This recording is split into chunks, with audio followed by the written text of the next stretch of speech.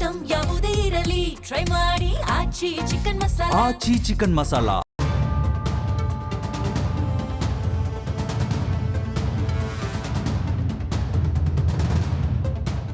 ಮಾಜಿ ಸಚಿವ ಹಾಲಿ ಬೆಂಗಳೂರಿನ ಕೆಆರ್ಪುರಂ ಬಿಜೆಪಿ ಶಾಸಕ ಬೈರತಿ ಬಸವರಾಜ್ರನ್ನ ಸಿಐಡಿ ಟೀಮ್ ವಶಕ್ಕೆ ಪಡೆದುಕೊಂಡಿದೆ.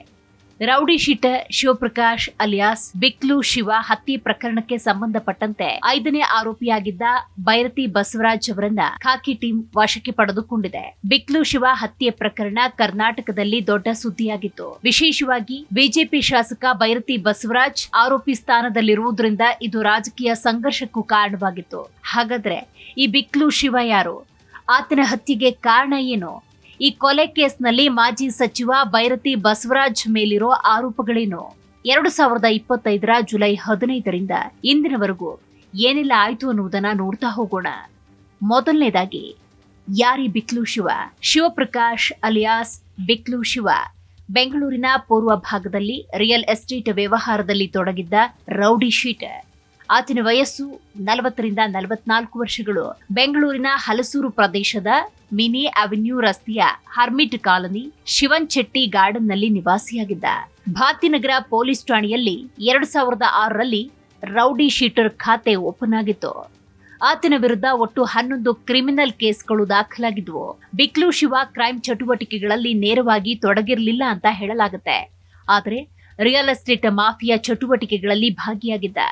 ನಕಲಿ ದಾಖಲೆಗಳನ್ನು ರಚಿಸಿ ಆಸ್ತಿಗಳ ಮೇಲೆ ಹಕ್ಕು ಸಾಧಿಸುವುದು ಮತ್ತು ಚಿಕ್ಕ ಗ್ಯಾಂಗ್ ನಡೆಸುವುದು ಸೇರಿದ ಹಾಗೆ ಹಲವು ಅಪರಾಧಿ ಕೃತ್ಯದಲ್ಲಿ ಭಾಗಿಯಾಗಿದ್ದ ಎನ್ನಲಾಗಿದೆ. ಜುಲೈ 15, 2025ರಂದು ಬಿಕ್ಲು ಶಿವನನ್ನ ಹಲಸೂರು ಕೆರೆಯ ಬಳಿ ಅವನ ಮನೆಯ ಹೊರಗೆ ಗ್ಯಾಂಗ್ ಒಂದು ಹ್ಯಾಕ್ ಮಾಡಿ ಕೊಂದು ಹಾಕಿತ್ತು. ಇದು ರಿಯಲ್ ಎಸ್ಟೇಟ್ ವಿವಾದದಿಂದಾಗಿ ಸಂಭವಿಸಿರಬಹುದು ಅಂತ ಶಂಕಿಸಲಾಗಿದೆ. ಆತನ ಹತ್ಯೆಗೂ ಮುಂಚೆ ಬಿಜೆಪಿ ಶಾಸಕ ಬೈರತಿ ಬಸವರಾಜ್ ಅವರ ಸಹಾಯಕರಿಂದ ಬೆದರಿಕೆಗಳ ಬಗ್ಗೆ ಪೊಲೀಸರಿಗೆ ದೂರು ನೀಡಿದ್ರು. ಇದು ಕಿತ್ತಗನೂರ್ ಗ್ರಾಮದ 12 ಎಕರೆ ಭೂಮಿ ವಿವಾದಕ್ಕೆ ಸಂಬಂಧಪಟ್ಟಿದ್ದು ಅಂತ ಹೇಳಲಾಗುತ್ತೆ. ಇನ್ನು ಬಿಕ್ಲು ಶಿವನ ತಾಯಿ ವಿಜಯಲಕ್ಷ್ಮಿ ದೂರಿನ ಆಧಾರದಲ್ಲಿ ಜುಲೈ 16, 2025ರಲ್ಲಿ ಎಫ್ಐಆರ್ ದಾಖಲಾಗುತ್ತೆ. ಶಾಸಕ ಬೈರತಿ ಬಸವರಾಜ್ ಅವರನ್ನ ಆರೋಪಿ ನಂಬರ್ 5 ಎಂದು ಹೆಸರಿಸಲಾಯಿತು.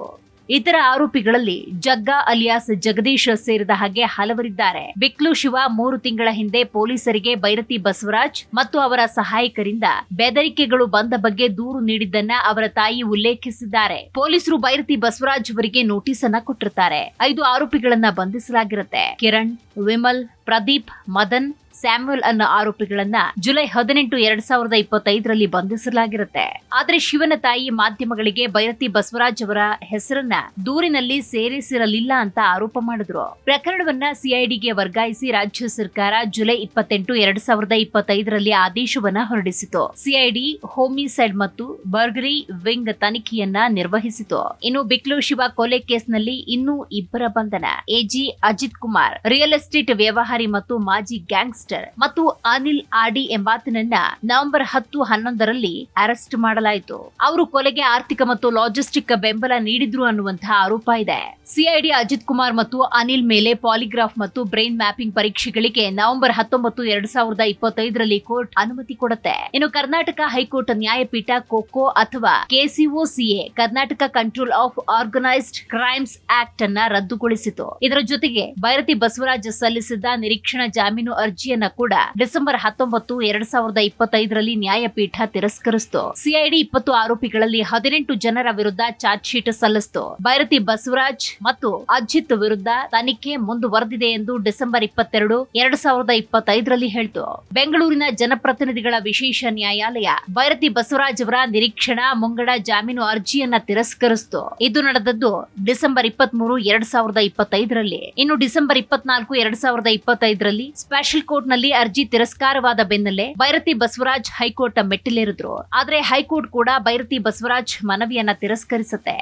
ಇದರ ಬೆನ್ನಲ್ಲೇ ಬೈರತಿ ಬಸವರಾಜ್ ಪತ್ತೆಗಾಗಿ ಕೋರ್ಟ್ ಲುಕ್ಔಟ್ ನೋಟಿಸ್ ಜಾರಿ ಮಾಡಿತು. ಇನ್ನು ಡಿಸೆಂಬರ್ 26, 2025 ಬೈರತಿ ಬಸವರಾಜ್ ಹೈಕೋರ್ಟ್ಗೆ ನಿರೀಕ್ಷಣಾ ಜಾಮೀನಿಗಾಗಿ ಅರ್ಜಿ ಸಲ್ಲಿಸಿದ್ರು. ಹೈಕೋರ್ಟ್ ವೆಕೇಷನ್ ಬೆಂಚ್ ಮಧ್ಯಂತರ ನಿರೀಕ್ಷಣಾ ಜಾಮೀನು ನೀಡಿತು. ಫೆಬ್ರವರಿ 10, 2026 ಹೈಕೋರ್ಟ್ ನ್ಯಾಯಪೀಠ ಬೈರತಿ ಬಸವರಾಜ್ ನಿರೀಕ್ಷಣಾ ಜಾಮೀನನ್ನ ತಿರಸ್ಕರಿಸುತ್ತೆ. ಮಧ್ಯಂತರ ಜಾಮೀನು ರದ್ದುಗೊಳಿಸುತ್ತೆ. ಸಿಐಡಿ ಲುಕ್ಔಟ್ ನೋಟಿಸ್ ಜಾರಿ ಮಾಡಿ ಹುಡುಕಾಟವನ್ನ ಆರಂಭಿಸಿತು. ಫೆಬ್ರವರಿ 10, 2026 ಬೈರತಿ ಬಸವರಾಜ್ಗಾಗಿ ಸಿಐಡಿ ತಂಡ ಹುಡುಕಾಟವನ್ನ ಮುಂದುವರೆಸಿತು.